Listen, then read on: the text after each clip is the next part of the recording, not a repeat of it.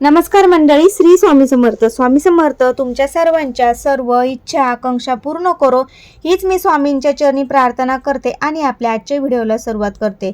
पितृपक्ष आता चालू होणार आहे, म्हणजे 18 सप्टेंबरला पौर्णिमा आहे. पौर्णिमेपासून पितृपंधरवडा हा सर्व पितृ अमावस्यापर्यंत चालत असतो, म्हणजे तोपर्यंत आपण आपल्या पितरांना जीव घालत असतो. त्यानंतर आपण घटस्थापना ही करत असतो. तर बघा, आता हा आपल्याकडे गणपती उठल्यानंतर लगेच पितृपक्षाला सुरुवात होते. काही जणांचं गणपती उठले की दुसऱ्या दिवशीच पौर्णिमे तिथीलाच पितृ आपल्याला जीव घालायचे असतात. प्रत्येकाची तिथी ही वेगळी असते, त्यामुळे आपल्या तिथीनुसार आपण पितरांना जीव घालत असतो. पित्र म्हणजे आपल्या घरातील मोठे व्यक्ती, थोर व्यक्ती, म्हणजे आपल्या सासू सासऱ्यांचे सासू सासरे, अशी जी पिढी आहे त्या पिढीनुसार आपण जेवण घालत असतो. तर बघा, पितृपंधरवड्यामध्ये आपल्याला आपल्या पितरांसाठी अन्न, तर्पण किंवा वस्त्रदान करायचं आहे. पितृदोषाचा आपल्याला त्रासातून मुक्तता व्हायची असेल तर आपल्याला ह्या गोष्टी या पंधरवड्यामध्ये करायच्या आहे. पितृपक्ष संपेपर्यंत आपल्याला चुकूनही घरात या 2 भाज्या अजिबात खायच्या नाही. 99% लोकांना माहीत नाही. असं केल्याने घरातील लक्ष्मी काढता पाय घेते आणि घरात लक्ष्मी टिकत नाही. पण 15 दिवसामध्ये आपल्या पितरांसाठी आपल्याला तर्पण, पितृस्तोत्र याचे पठण करायचे आहे. खूप जुना पितृदोष आहे, दूर होत नसेल तर आपल्याला पितृपंधरवड्यामध्ये दक्षिण दिशेला तोंड करून पितरांसाठी दिवा देखील लावायचा आहे. हा 15 दिवस तुम्ही दिवा लावू शकता. हिंदू धर्मानुसार घरातल्या दिवंगत व्यक्तींच्या मृत्यू शांती मिळावी यासाठी श्राद्धविधी केले जाते. दिवंगत व्यक्ती वार्षिक श्राद्ध केलं जातं. तसंच भाद्रपद महिन्याच्या कृष्ण पक्षात म्हणजे पितृपक्षातही पितरांना आदरांजली वाहिली जाते. यंदा 18 सप्टेंबर ते 2 ऑक्टोबरपर्यंत पितृपंधरवडा असणार आहे. या दिवसात पितरांच्या आठवणीसाठी तर्पण श्राद्ध केलं जातं. नियमितपणे काही विधी केले जातात. आपल्या पितरांची आपल्यावर कृपा राहावी आणि कार्यसिद्धी राहावी. या पंधरवड्या दिवसात आपण हिंदू धर्मानुसार खाण्यापिण्याचे देखील काही नियम पाळत असतो. त्याबद्दलचीच आपण संपूर्ण माहिती आजच्या व्हिडिओमध्ये घेणार आहोत. बघा, बरेच जण कोणतेच नियम पाळत नाही, पण त्यांचा त्रास त्या व्यक्तींना होत असतो, पण तो समजून येत नाही. तर आपल्या घरामध्ये देखील या पंधरवड्यामध्ये ह्या वस्तू करायच्या नाही आणि बाहेर देखील कुणाच्या घरी खायच्या नाही. तर सर्वात अगोदर आपल्याला पितृपंधरवड्यामधील अन्नदान हे करायचं आहे. पितरांच्या नावाने तुम्ही गरजू व्यक्तींना, ब्राह्मणाला किंवा काही बाहेरचे जे भिकारी वगैरे असतात बसलेले मागणारे, त्यांना तुम्ही अन्नदान केलं तर पित्र नक्कीच तुमच्यावर प्रसन्न होतील आणि तुम्ही तीर्थक्षेत्री जाऊन किंवा जिथे पिंडदान केले जातं तिथे जाऊन तुम्ही पितरांच्या नावाने पिंडदान हे करू शकता. त्याचप्रमाणे तर्पण देखील आपल्याला हे 15 दिवसामध्ये करायचं आहे. तर आपल्याला पितृपक्षामध्ये कोणत्या वस्तू, कोणत्या भाज्या अजिबात खायच्या नाही. तर पितृपंधरवड्यामध्ये आपल्याला सर्वात महत्त्वाची गोष्ट म्हणजे मांसाहार, चिकन, माशी, अंडी हे अजिबात या पंधरवड्यामध्ये खायचे नाही. मांसाहार, दारू सेवन आपल्याला टाळायचं आहे.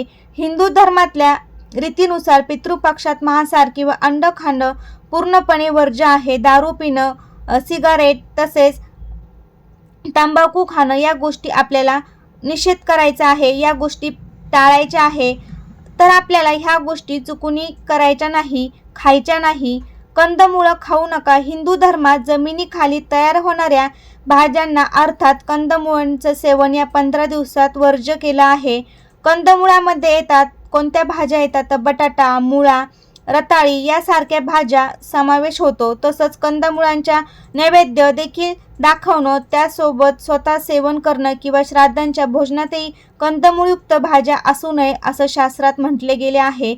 या गोष्टी पालन न केल्यास पितरांच्या रोषाला सामोरे जावं लागतं असं म्हटलं जातं. त्यामुळे आपल्याला या कंदमुळांच्या भाज्या पितृपंधरवड्यामध्ये खायच्या नाही. मी परत सांगते, ते कंदमुळाच्या भाज्या कोणत्या आहे? बटाटा, मुळा, रताळी यासारख्या भाज्या आपल्याला चुकून या दिवसामध्ये खायच्या नाही. त्याचप्रमाणे आपल्याला या पितृपंधरवड्यामध्ये काही वस्तू देखील वर्ज्य करायच्या आहे. हिंदू धर्मात असं म्हटलं गेलं आहे की प्रत्येक खाद्यपदार्थाच्या सेवनाचा माणसाच्या स्वभावावर आणि प्रकृतीवर मानसिकरित्या परिणाम होत असतो. पितृपक्षात आहार आणि आचार हा सात्विक असावा असं शास्त्रात सांगण्यात आलं आहे. तामसिक वृत्ती म्हणजे स्वभावात तापटपणा, चिडचिडपणा याची वाढ होऊ नये. तसंच आपल्याला जास्त चिडचिड होऊ नये यासाठी आपल्याला पित्त वाढू नये यासाठी देखील कांदा आणि लसूण यासारख्या तामसिक गुण वाढणाऱ्याने खाद्यपदार्थ खाणं टाळायचं आहे. हिंदू धर्मातल्या विविध धार्मिक विधीनंतर होणाऱ्या जेवणातही कांदा लसूण याचा वापर निश्चितपणे वर्ज्य मानला जातो. म्हणून या पितृपक्षाच्या दिवसात कांदा लसूण देखील खाणं आपल्याला टाळायचं आहे. तर पितृ पंधरवड्यामध्ये आपल्याला कोणत्या डाळी खायच्या नाही, तर आपल्याला पितृपक्षात मसूर डाळ खाणं वर्ज्य मानलं गेलं आहे. मसूर डाळीचं सेवन निषेध आहे, पण कुठलाही आपल्याला कच्चं धान्य खाणं हे टाळायचं आहे. या दिवशी कुठलाही पदार्थ शिजवूनच खायचा आहे असं शास्त्रात म्हटलं गेलं आहे. त्याचप्रमाणे शास्त्रात दिल्याप्रमाणे पितृपक्षात चणे खाणे देखील चुकीचं मानलं गेलं आहे. म्हणूनच तर्पण आणि श्राद्ध विधी करणाऱ्या यजमानांनी चणे डाळ खाणं देखील टाळायचं आहे. इतकंच नाही तर चण्याच्या डाळीची आमटी, चण्याच्या पिठापासून बनलेली मिठाई किंवा चण्याच्या पिठापासून बनलेले पदार्थ खाणं कटाक्षाने आपल्याला टाळायचं आहे. तर अशा प्रकारे आपल्याला कंदमुळाच्या भाज्या देखील या पितृ पंधरवड्यामध्ये खायचे नाही. ह्या भाज्याच फक्त आपल्याला पितृ पंधरवड्यामध्ये खायचे नाही. तामसिक पदार्थ चिकन, मटण, अंडी, मच्छी हे देखील आपल्याला या पितृ पंधरवड्यामध्ये करायचं नाहीये. अशाच प्रकारे तुम्ही पितृ पंधरवड्यामध्ये जर हे नेम जर पाळले, घरामध्ये तुम्ही ह्या भाज्या जर केल्या नाही तर लक्ष्मी घरातून काढता पाय घेणार नाही. आणि तुम्ही ह्या भाज्या हे नेम जर पितृ पंधरवड्यामध्ये पाळले नाही तर घरातून लक्ष्मी काढता पाय घेईल.